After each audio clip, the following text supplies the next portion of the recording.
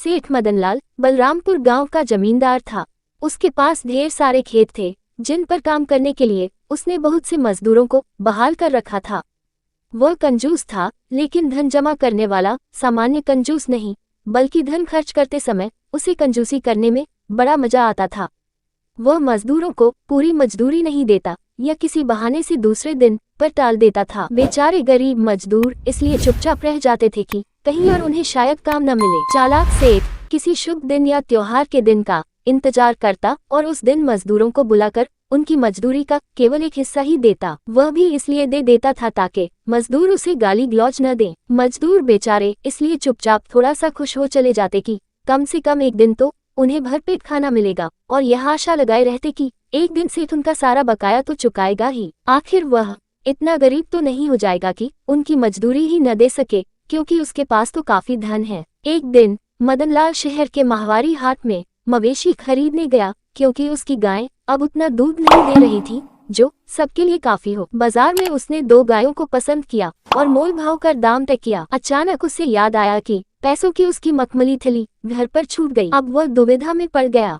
वह सौदे को हाथ से जाने देना नहीं चाहता था। वह जानता था कि मवेशी का सौदागर कल तक इंतजार नहीं करेगा और किसी के हाथ गायों को बेच देगा। उसने सोचा कि उसे किसी न किसी तरह पैसों का जुगाड़ करना होगा ताकि उसी दिन गायों को घर ले जा सके। मदनलाल किसी महाजन की तलाश करने लगा। बाजार के पास ही उसे एक महाजन मिल गया, लेकिन किसी जमानत या सुरक्षा के बिना उधार देने को तैयार न था। सेठ के पास उस समय सोने की मूठ वाली कटार थी जो उसे उसके दादा ने भेंट में दी थी। घर से बाहर जाते समय डाकुओं के डर से वह इसे हमेशा अपने पास रखता था। सेठ मदनलाल ने अपनी कटार दिखाते हुए महाजन से कहा, ये हमारी पुश्तैनी कटार हमारे दादा की भेंट है। ये हमारे लिए अमूल्य है। साथ ही इसकी मूठ सोने की है, लेकिन लाचारी है, इसलिए इसकी जमानत मैं देने को तैयार हूँ। ठीक है, मैं आपको ये कटार की जमानत पर आपको ये ऋण देने के लिए तैयार हूँ। धन्यवाद महाजन जी, मैं कुछ ही दिनों में आपका ऋण लौटा दूंगा। गायों को खरीदकर उन्हें एक युवक की सहायता से अपना गांव ले आया। सेठ मदनलाल कई सप्ताह बल्कि कई महीनों तक महाजन को ऋण चुकाने नहीं गया। महाजन धीरज के साथ इंतजार करता रहा और सोचता रहा, सोने की मूठ वाली कटार को क्या करूं? क्या इसे बेचकर सूद के साथ ऋण का पैसा वसूल कर लूं? लेकिन मेरे से कटार कौन लेगा? उल्टा कोई देख लेगा तो लोग उतनी तरह की बातें बनाएंगे और मेरी प्रतिष्ठा धूल में मिल जाएगी। रामू, ओ रामू जी मालिक। रामू, तुम बलरामपुर गांव जमींदार के घर जाओ और मेरा संदेश देकर आओ। जी मालिक।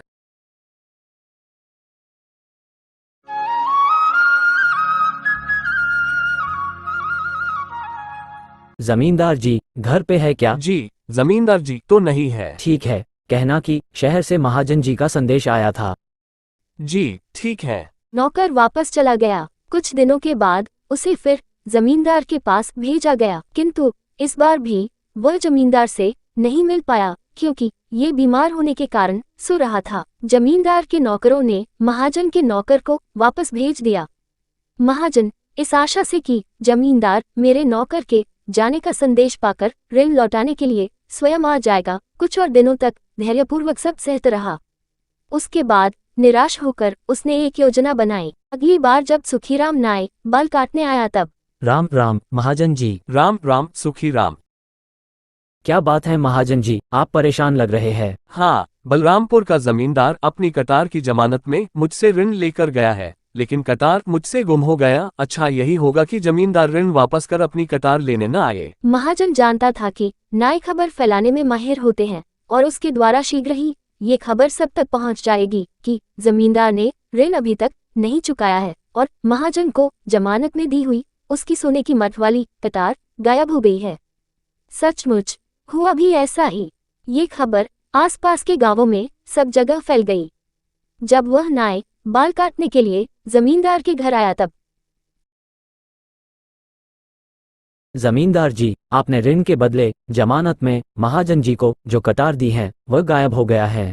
फिर सुखीराम अपना काम निपटाने के बाद चला गया और जमींदार सोच में पड़ गया। ये बात सुखीराम को पता चल गया है तो ये पूरे गांव में फैल गया होगा। अब अपनी प्रतिष्ठा बचाने के लिए मैं महाजन के पास जाकर ये कहूंगा कि पैसे वापस लेने हैं तो मेरी कटार लौटा दो।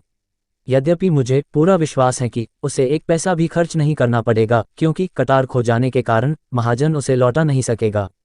फिर जमींदार महाजन के घर काफी पैसा लेकर गया। महाजन जी, ओ महाजन जी। आए जमींदार जी। जमींदार जी, मुझे माफ कर दीजिए, आपकी कटार चोरी हो गई है। भला महाजन के घर से कटार कौन चुराएगा? कटार देखकर कहीं मन में लालच तो नहीं आ गया ना? फिर जमींदार ने जानबूझकर खूब हो हल्ला मचाया। महाजन का खूब मजाक उड़ाते हुए ठठाकर हंसने लगा। जब वहां पर काफी भीड़ इकट्ठी हो गई, तब जमींदार ने महाजन से कहा, क्यों नहीं घर के अंदर जाकर कटार की खोजबीन करते? जी जमींदार जी। मुझे यह उम्मीद है कि महाजन अंदर जाकर शीघ्र ही बाहर आ जाएगा और मुझे ये कहेगा कि हिसाब बराबर हो गया, और इस तरह ऋण का एक पैसा भी वापस करना नहीं पड़ेगा। सेठ जी, सेठ जी, आपकी कटार मिल गई। ये रही। मैंने इसे सुरक्षित रूप से रख दी थी, लेकिन कहाँ रखी थी यह मैं भूल गया था। क्या अब आप मेरा ऋण लौटा देंगे, जो बहुत दिनों से बकाया पड़ा था? महाजन ने भीड़ को सुनाते हुए आखिरी शब्दों पर जोर देते हुए कहा। सेठ मदनलाल को लाचार होकर सूद सहित ऋण के सारे पैसे भुगतान करने पड़े। लोगों ने देखा कि वह ऋण चुकाने के बाद सिर नीचे किए जाने लगा। भीड़ के लोग चीं चीं कर रहे थे, लेकिन उसने सिर उठाकर किसी को नहीं देखा। सेठ मदनलाल को एक सीख मिल गई थी। जिन लोगों को उसके अपमान और शर्मिंदगी से लाभ पहुंचा वे उसके खेतिहर मजदूर थे। उन्हें अब समय पर पूरी मजदूरी मिलने लगी।